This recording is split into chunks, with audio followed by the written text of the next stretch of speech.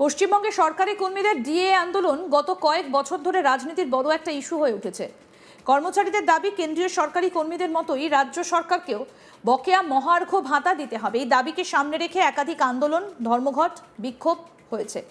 এই পরিস্থিতির মধ্যেই নতুন করে বিতর্ক তৈরি হয়েছে একটা নির্দেশিকাকে ঘিরে। West Bengal board of secondary education বা পশ্চিমবঙ্গ মাধ্যমিক শিক্ষা বোর্ডের একটা নির্দেশে বলা হয়েছে 2026 সালের মাধ্যমিক পরীক্ষার মূল্যায়ন, যাচাই বাছাই এবং নম্বর জমা দেবার সঙ্গে যুক্ত প্রধান পরীক্ষক এবং স্ক্রুটিনাইজাররা এমন কোনো কাজ করতে পারবেন না যার জন্য তাদের স্কুল থেকে ছুটি নিতে হবে। এই নির্দেশের পরই রাজনৈতিক মহলে প্রশ্ন উঠেছে, কি তবে এমন এক পদক্ষেপ যার ফলে শিক্ষক কর্মচারীরা আর আন্দোলনে যোগ দিতে পারবেন না? মুখ্যমন্ত্রী মমতা ব্যানার্জি সরকারের বিরুদ্ধে বিরোধীরা অভিযোগ তুলেছে এটা পরিকল্পিতভাবে আন্দোলন ঠেকানোর চেষ্টা। নতুন নির্দেশে কি বলা হয়েছে? 13ই মার্চ 2026 তারিখে বোর্ডের অ্যাডহক কমিটির সভাপতির নির্দেশ অনুসারে একটি গুরুত্বপূর্ণ বিজ্ঞপ্তি জারি করা হয়েছে, যেখানে স্পষ্ট বলা হয়েছে মাধ্যমিক 2026 পরীক্ষার সঙ্গে যুক্ত শিক্ষকেরা এমন কোনো কার্যকলাপে অংশ নিতে পারবেন না যার জন্য স্কুল থেকে কর্তব্যে অনুপস্থিতির ছুটি নিতে হবে অথবা মাধ্যমিকের দায়িত্ব পালনের জন্য নেওয়া ছুটি অন্য কাজে ব্যবহার করা যাবে না। বোর্ডের পক্ষ থেকে আরও বলা হয়েছে এই নির্দেশ কঠোরভাবে মেনে চলতে হবে।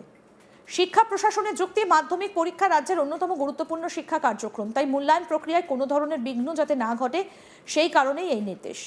একই বিজ্ঞপ্তি জারি করা হয়েছে পশ্চিমবঙ্গ উচ্চ মাধ্যমিক কাউন্সিলের তরফেও। বিজ্ঞপ্তিতে বলা হয়েছে 2026 সালের উচ্চ মাধ্যমিক পরীক্ষার সঙ্গে সম্পর্কিত উত্তরপত্র বিতরণ, গ্রহণ, মূল্যায়ন, যাচাই বাছাই এবং নম্বর উত্তরপত্র জমা দেবার জন্য নিযুক্ত সকল প্রধান পরীক্ষক এবং পরীক্ষকদের দ্বারা জানানো হচ্ছে যে তারা 13/3/2026 তারিখে উপরোক্ত কাজের জন্য ডিউটিতে উপস্থিত থাকবেন না। প্রধান পরীক্ষকদের কাউন্সিলের আঞ্চলিক কার্যালয়ের সংশ্লিষ্ট উপসচিবদের সঙ্গে পরামর্শ করে যত তাড়াতাড়ি সম্ভব তারিখটা পুনর্নির্ধারণ করার জন্য অনুরোধ করা হচ্ছে। প্রতিষ্ঠান প্রধানদের অনুরোধ করা হচ্ছে যে তারা 13ই মার্চ 2026-এর পরিবর্তে পুনর্নির্ধারিত দিনটা কর্তব্যরত অবস্থায় রাখার অনুমতি দিন।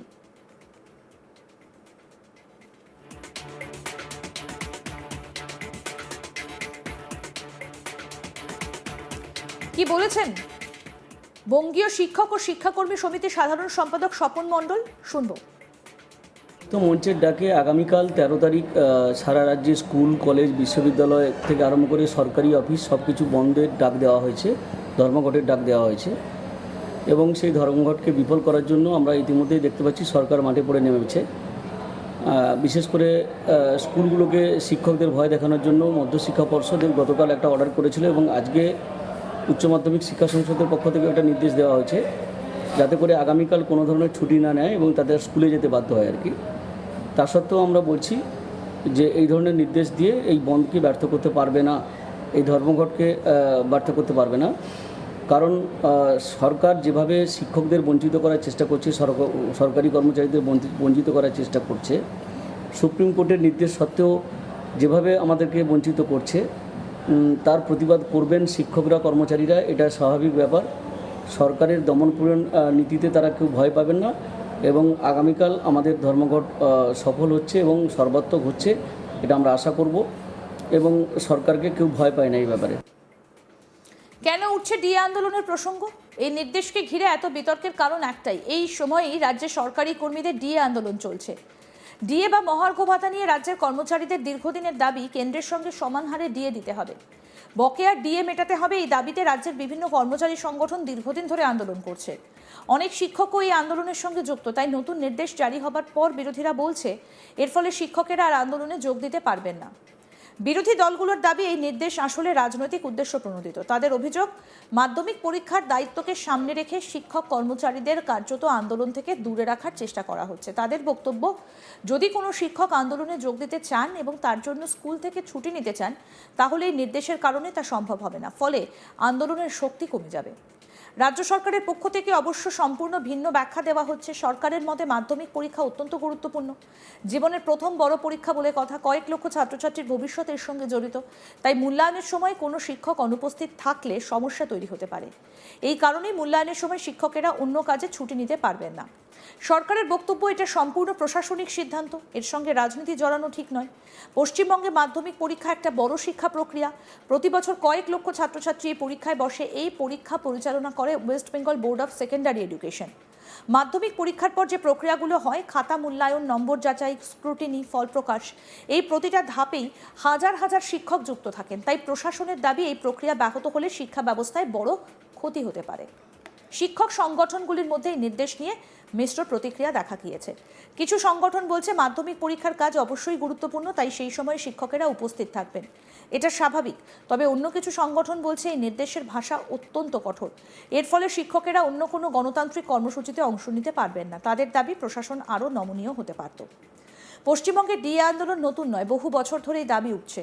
বর্তমানে রাজ্য ও কেন্দ্রের ডিএর মধ্যে বড় পার্থক্য রয়েছে। উদাহরণ হিসেবে কেন্দ্রীয় কর্মচারীরা অনেক বেশি হারে ডিএ পান, রাজ্য কর্মচারীরা তুলনামূলক কম পান।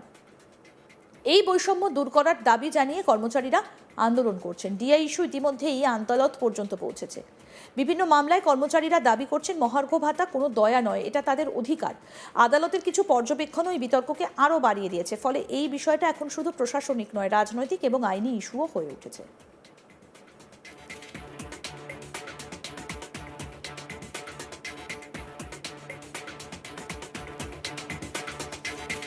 এই নির্দেশকে ঘিরে রাজনৈতিক বিতর্ক দ্রুত বাড়ছে। বিরোধীরা বলছে সরকার আন্দোলন ভাঙতে চাইছে, অন্যদিকে শাসক দল বলছে শিক্ষা ব্যবস্থাকে রাজনৈতিক আন্দোলনের বলি হতে দেওয়া যাবে না। এই সংঘাত আগামী দিনে রাজ্য রাজনীতিতে বড় ইস্যু হয়ে উঠতে পারে।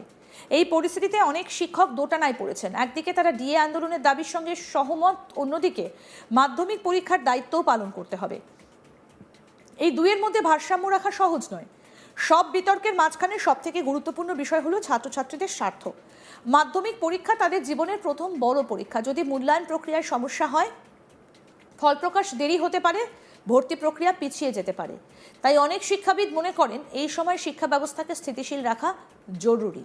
প্রশাসনিক দৃষ্টিকোণ থেকে দেখলে বোঝা যায়, একসঙ্গে হাজার হাজার শিক্ষক যদি ছুটি নেন, তাহলে মূল্যায়ন প্রক্রিয়া থমকে যেতে পারে। তাই বোর্ড আগেভাগেই সতর্কতা নিয়েছে। এই বিষয়ে একটাই প্রশ্ন উঠে আসে, সেটা হচ্ছে যে এই নির্দেশ কি অতিরিক্ত কঠোর? ভবিষ্যতে কি হতে পারে? এই নির্দেশের প্রভাব আগামী কয়েক সপ্তাহে স্পষ্ট হবে। সম্ভাব্য কয়েকটা পরিস্থিতি হলো, শিক্ষকেরা নির্দেশ মেনে চলবেন, শিক্ষক সংগঠনগুলো প্রতিবাদ জানাবে, বিষয়টা রাজনৈতিক বিতর্কে পরিণত হবে। সব মিলিয়ে পরিস্থিতি এখনো অনিশ্চিত। কি বলেছেন স্বপন মণ্ডল, আসুন শোনাই। তো মঞ্চের ডাকে আগামীকাল 13 তারিখ সারা রাজ্যে স্কুল, কলেজ, বিশ্ববিদ্যালয় থেকে আরম্ভ করে সরকারি অফিস সব কিছু বন্ধের ডাক দেওয়া হয়েছে, ধর্মঘটের ডাক দেওয়া হয়েছে। এবং সেই ধর্মঘটকে বিফল করার জন্য আমরা ইতিমধ্যেই দেখতে পাচ্ছি সরকার মাঠে পড়ে নেমেছে। বিশেষ করে স্কুলগুলোকে শিক্ষকদের ভয় দেখানোর জন্য মধ্যশিক্ষা পর্ষদ গতকাল একটা অর্ডার করেছিল এবং আজকে উচ্চ মাধ্যমিক শিক্ষা সংসদের পক্ষ থেকে একটা নির্দেশ দেওয়া হয়েছে, যাতে করে আগামীকাল কোনো ধরনের ছুটি না নেয় এবং তাদের স্কুলে যেতে বাধ্য হয় আর কি।